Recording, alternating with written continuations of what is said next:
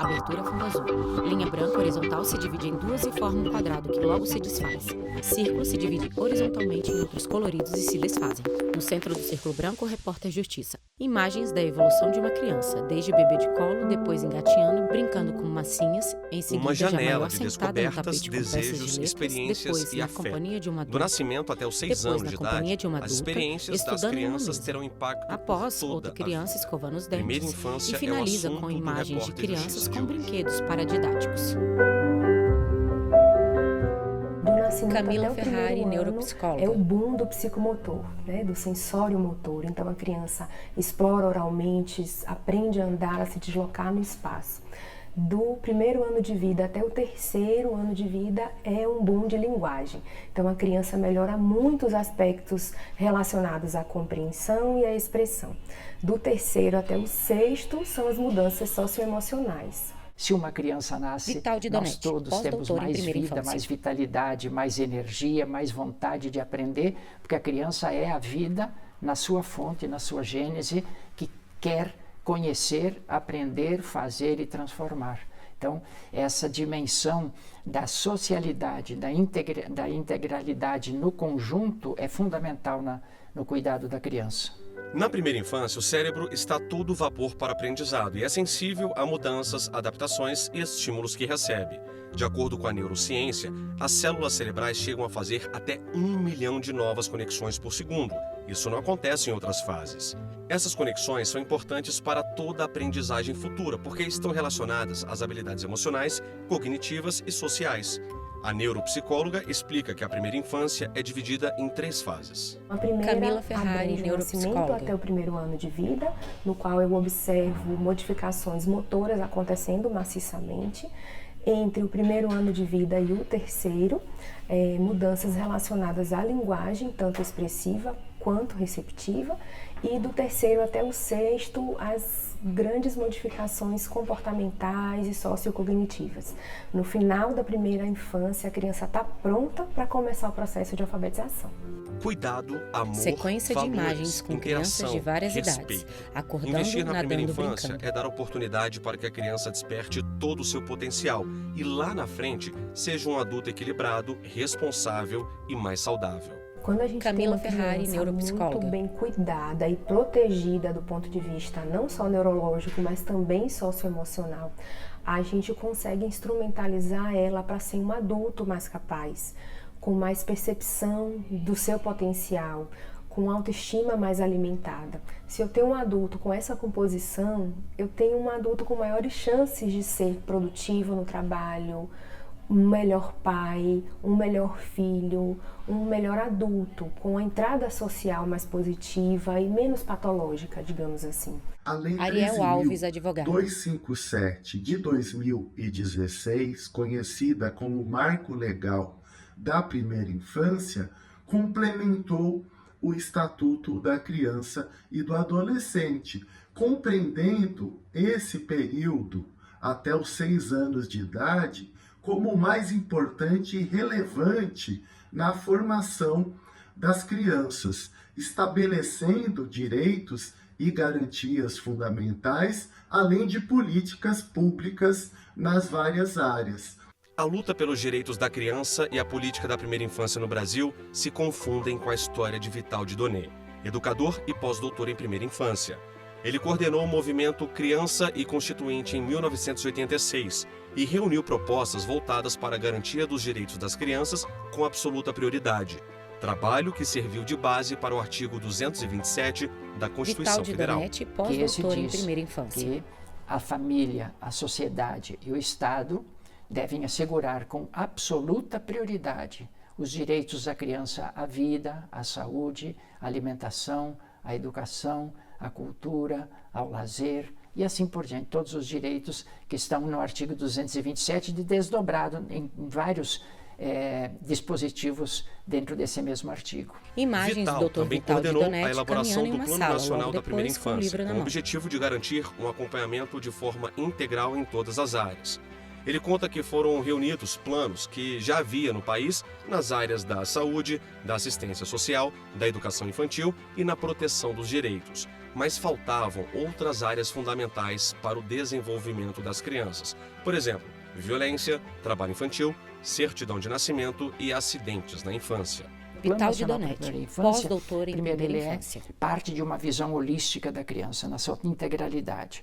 Segundo, ele reúne todas as boas políticas e bons planos.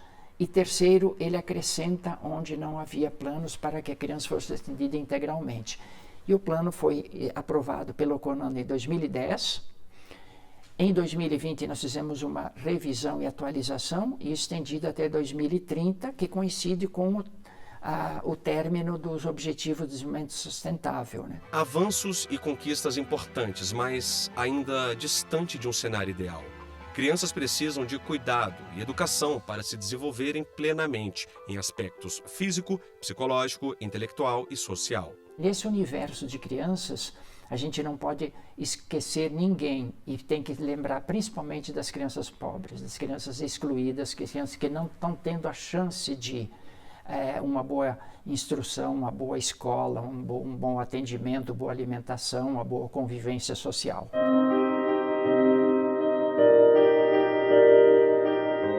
O desenvolvimento na primeira infância vai muito além do estímulo, do incentivo, da rede de apoio e do núcleo familiar.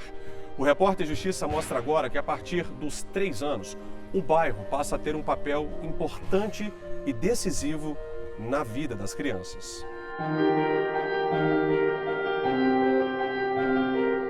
O estudo é do Núcleo Ciência pela Infância, com apoio de pesquisadores brasileiros, universidades e ONGs. É uma iniciativa colaborativa de conhecimento científico sobre o desenvolvimento na primeira infância, com o objetivo de fortalecer e qualificar programas e políticas públicas que possam impactar de forma positiva crianças brasileiras em situação de vulnerabilidade social. De acordo com os pesquisadores, o bairro ideal para a criança morar deve ter creches, escolas, centros de saúde, espaços de convívio e de lazer em uma distância entre 400 e 800 metros, para que a criança consiga, por exemplo, ter acesso a todos esses espaços em uma caminhada de até 15 minutos. Mas essa não é a realidade da família da Jaqueline. A gente não Jaqueline tem praça, Souza, auxiliar administrativo. A gente tem uma quadra coberta, que é o que a gente tem. E a limpeza, a gente que se organiza, a gente faz um mutirão com a comunidade, faz uma limpeza para as crianças ficar mais tranquila. A gente tem relatos grandes aqui de crianças que têm que pegar ônibus para estudar em outra escola, porque eles não têm vaga aqui suficiente para todo mundo.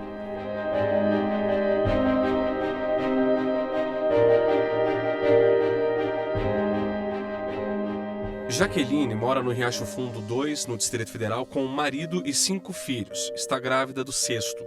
Pensando no bem-estar das crianças, como mãe, o sonho dela é que tivessem espaços públicos próximos de casa.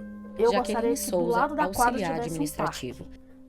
Para a primeira infância mesmo, para as crianças de 2, 3, 4 anos, brincar, se divertir, a gente poder sair de casa e levar, acompanhar, né, voltar para casa tranquilo. E a gente não tem.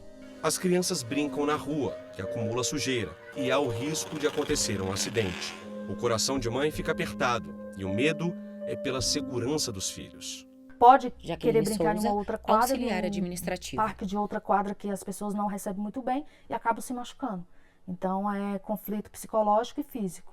Então chega muita criança aqui com o pé cortado, o braço às vezes deslocou, ombro porque cai. Fomos até a quadra de esportes mais próxima. As condições são precárias. A criança nasce com um potencial inimaginável.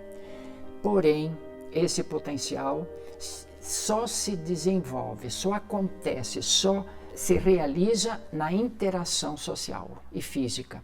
Então, o meio físico e meio social é tão importante quanto a carga genética que uma criança traz. A renda da família é baixa e raramente Jaqueline consegue proporcionar aos filhos um lazer de qualidade, porque pesa no bolso. Essa é a parte que mais dói. Quando ela Jaqueline chega e fala, Souza, mãe, vamos para uma auxiliar piscina, aí eu, pra onde? Mãe, vamos para um clube? Pra onde? Porque se não tiver dinheiro, você não tem acesso. Tem que ter o recurso. Se é o recurso, você não tem acesso. Aí tem os passeios da escola. Passeio da escola hoje não sai menos de R$60. Ela vai ter um passeio agora, recente na escola, ela, mãe, paga meu passeio, paga meu passeio. R$60 pra menina ir pra um lazer, que é praticamente dentro da escola, pra tomar banho de piscina, e tem que pagar. Então, aí eu pergunto, que lazer é esse?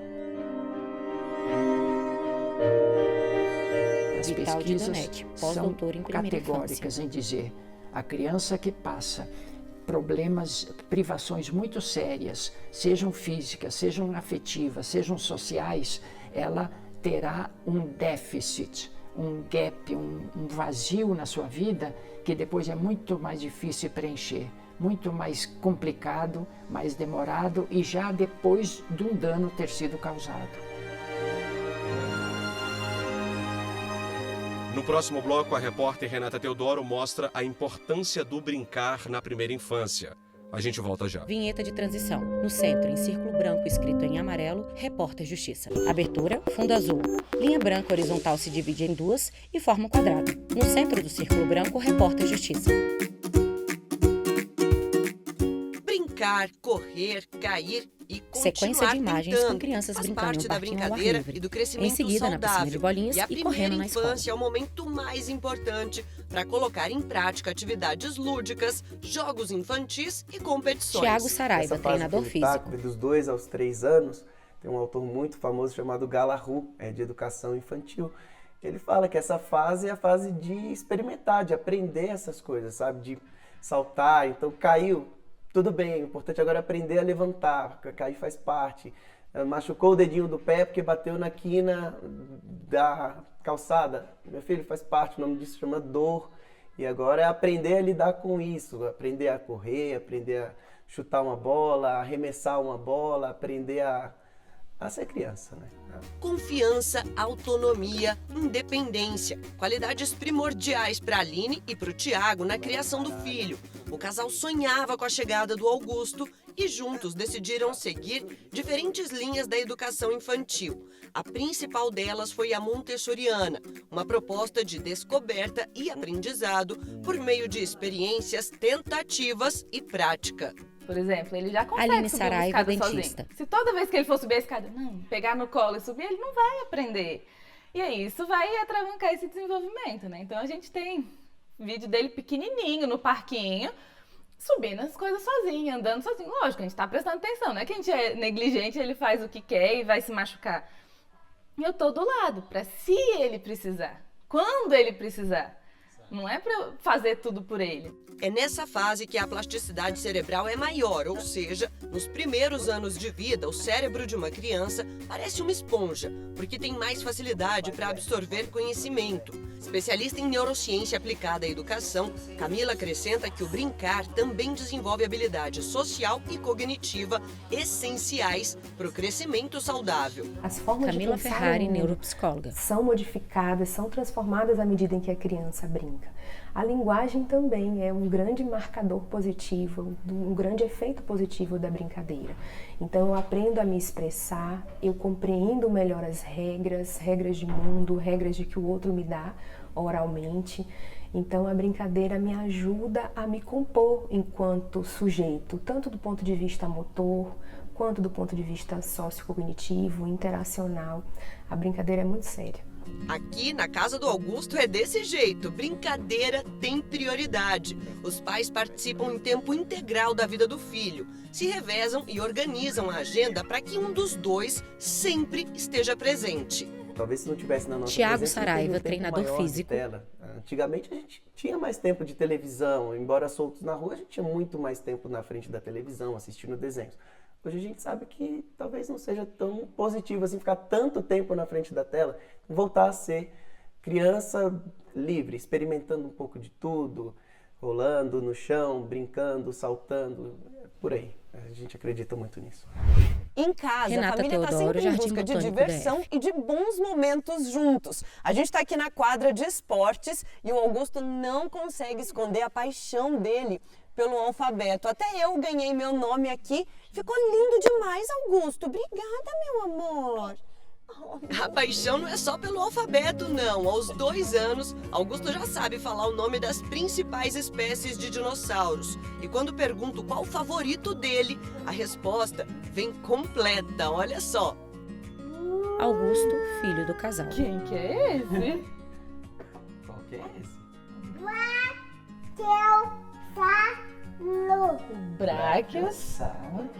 Quando ele tiver Aline 30 anos, Saraiva, não dentista. vai fazer diferença se ele aprendeu a ler com 2 ou com 5 anos, né? Não é isso que vai marcar a vida dele. É realmente se ele aprendeu a ser sincero, ser honesto, de fazer o que ele gosta, de saber o que ele gosta e respeitar as vontades dele também.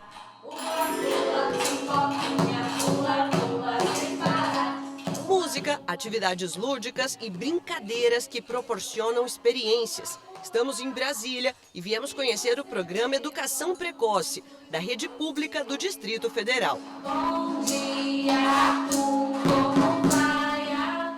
por aqui, crianças de 0 a 3 anos e 11 meses que tenham qualquer tipo de atraso no desenvolvimento recebem atendimento especializado, formado por uma equipe multidisciplinar com pedagogos e profissionais da educação física. O trabalho é feito por meio do brincar. Então, Ana por meio da Elizabeth brincadeira, Oliveira, a gente professora. estimula a linguagem, estimula a área socioafetiva, emocional, a área motora, né, de toda a parte física. E a parte de autonomia, né? Porque a gente está com a criança muito pequenininha, só que quando ela sai do programa aos 4 aninhos, a gente faz com que ela esteja o mais autônoma possível para a área, para a faixa etária que ela apresenta. Arthur é uma das crianças atendidas pelo programa. Ainda na gestação, Manuela recebeu o diagnóstico da Síndrome de Vachter, conjunto de anomalias de má formação, que afeta principalmente a coluna. A interrupção da gravidez foi indicada pela equipe médica, mas ela seguiu. Os 5 primeiros meses de vida foram na UTI, sem possibilidades de desenvolvimento. Foi também onde a mãe escutou pela primeira vez sobre educação precoce. Manuela não perdeu tempo e assim que Arthur recebeu alta, passou a ser atendido pelo programa da Secretaria de Saúde do DF. O pequeno chegou aqui sem movimentos, em especial dos membros inferiores. Manuela Roriz, a idade de Arthur a empresária. partir do dia que ele saiu da UTI. Então ele não tinha 6 meses, ele tinha 1 mês. Então ele não sabia se mexer. Ana não sabia fazer Elizabeth nada. Oliveira, O que eles fizeram? professora. Elas fizeram acelerar esse processo, em vez de virar 1 mês, virar 2 meses, 1 semana, 3 meses.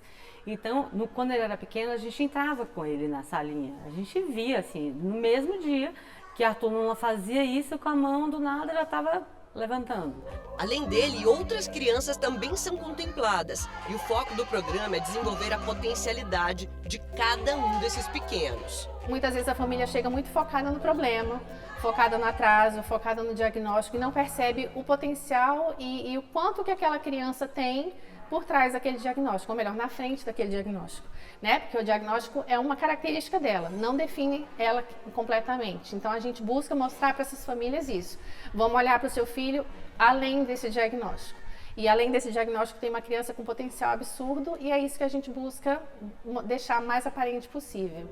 Em se tratando do Arthur, que já enfrentou tantos desafios, mesmo com tão pouca idade, os passos dados aqui são de aprendizado, esforços diários e conquistas gigantescas. Manuela Roriz, A estimulação empresária. precoce, para mim, foi uma sobrevida, porque ensina Arthur a independência que eu quero para ele, dá um apoio cognitivo que, nossa, hoje em dia a gente faz testes cognitivos de Arthur, a cognição dele é superior à idade dele.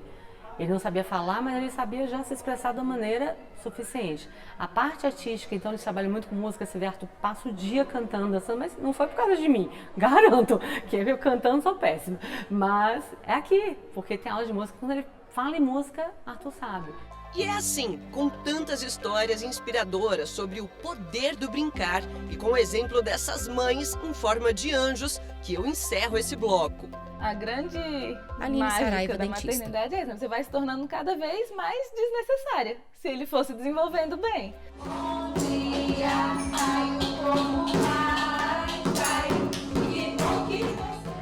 E você que está aí acompanhando o nosso programa, fica comigo mais um pouquinho. Eu volto já já para falar de outros projetos com histórias incríveis, inspiradoras. Não saia daí. Vinheta de transição. No centro, em círculo branco escrito em amarelo, repórter Justiça. Vinheta de transição. No centro, em círculo branco escrito em amarelo, repórter Justiça. Imagens de criança na escola sorrindo para a câmera. olhares de esperança, de um futuro com mais possibilidades. Em São Paulo, a Casa do Zezinho tem sido um espaço de oportunidades de desenvolvimento para crianças e jovens em situação de vulnerabilidade. Com uma metodologia de ensino própria, a pedagogia da casa, chamada de arco-íris, parte do princípio de respeito à história e à cultura de cada um. A gente vai sempre buscando afinar o conceito, as práticas educacionais, o que é contemporâneo, ao que é funcional, ao chamado que vem colocando cada criança, cada jovem, cada adolescente cada vez melhor posturados perante as suas vidas. Imagens do laboratório de convívio que a casa busca romper barreiras sociais e econômicas e criar condições para que cada um que passe por aqui possa sonhar com autonomia. Quando a gente olha essa educação, a gente reconhece a filosofia como parte integrante de toda a construção desse conhecimento e desenvolvimento dessas pessoinhas que são imensas no seu modo de sonhar, à medida em que vão descobrindo toda a capacidade, além do sonho, de realização.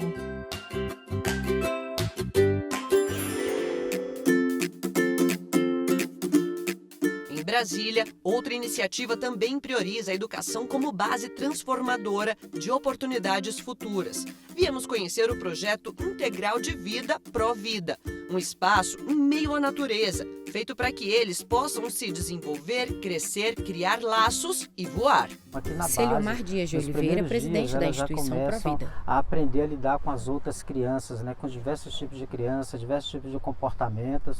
Então, nós começamos esse trabalho aqui já com as crianças de 3 anos de idade, que vai ter essa transformação lá na frente. Há mais de 20 anos à frente da instituição, Celiomar fala que o trabalho que faz é de inclusão social. É apresentar um mundo de opções àqueles que não teriam oportunidades em casa ou na comunidade onde vivem. Por meio do projeto, as mais de 200 crianças assistidas desfrutam de um trabalho pedagógico de socialização entre atividades lúdicas, recreação, jogos infantis. E tudo isso é feito com a barriguinha cheia, porque estômago vazio não para em pé e por aqui não seria diferente. Renata Teodoro, Por aqui o cardápio é todo pensado para eles e montado por uma nutricionista. Ao todo são 5 refeições durante o dia. Eu tô aqui com o cardápio da semana. Hoje é peixe frito. Que delícia! Eu quero saber como é que tá essa comidinha de vocês. Bom! Tá gostosa? Viu só? A comida tá aprovada e logo depois do lanchinho aqui do almoço vai ter sonequinha, não vai? Que delícia! É um dos momentos que eles mais gostam.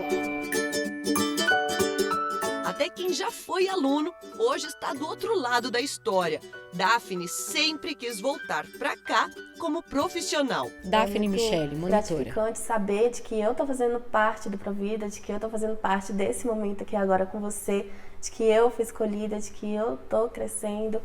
Para as crianças, de que eu fui aluna, agora eu sou sua tia, agora você pode me ver, talvez eu possa te incentivar a continuar o mesmo.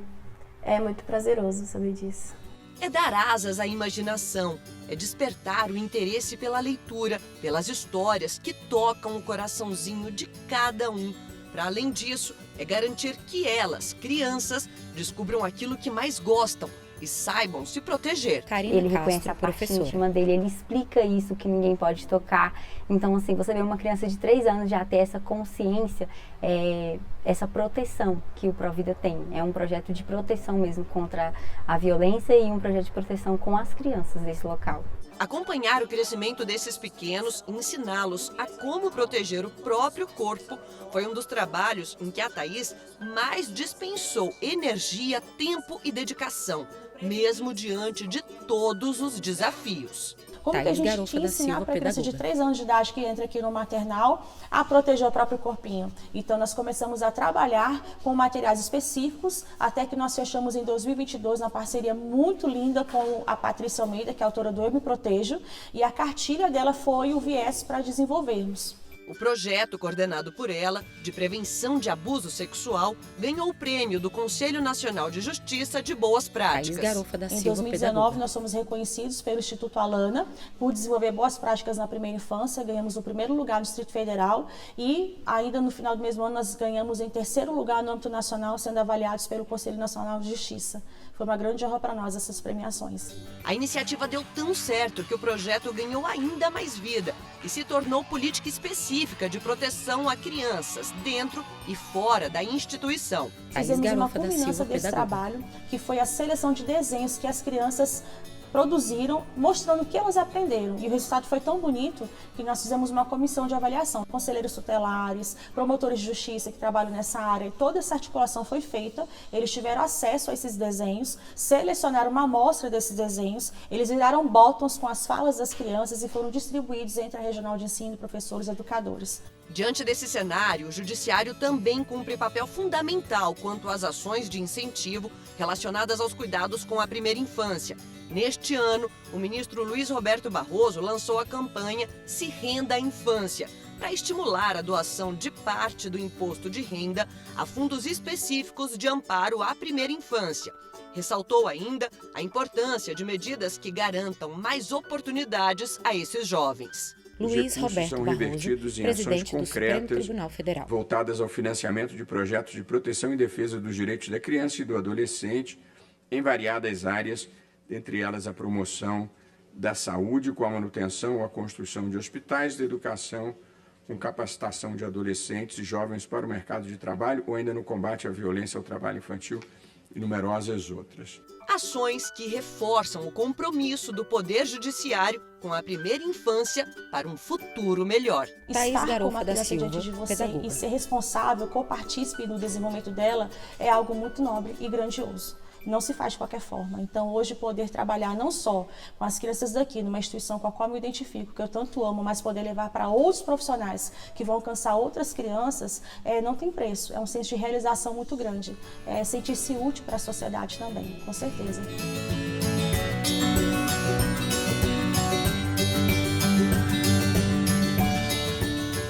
Assim eu encerro o programa de hoje. E você, já segue a gente no Instagram, @Rádio e TV Justiça. No YouTube, já sabe, o canal é o mesmo. E se quiser entrar em contato com a nossa produção, o e-mail é o reporterjustiça@stf.jus.br. Até a próxima! Créditos finais. Produção, Judite Aragão. Assistente de produção, Ana Rita Guedes. Reportagem, Leonardo Ferreira e Renata Teodoro. Edição de texto, Leonardo Ferreira. Edição de pós-produção, Thiago Alves. Cabelo, maquiagem, Eliana Brandão. Cinegrafia, Lázaro Filho, Carlos Silva, Marcos Garrocho. Assistência técnica, Kleber Leite e Luiz Melo. Videografia, Lucas Matias. Núcleo de produção, Rosa Walter. Núcleo técnico, Fábio Guedes. Núcleo de produção de programas, Flávia Soledade. Supervisão, Coordenadoria de Gestão de TV e Rádio Justiça, Secretaria de Comunicação Social, STF.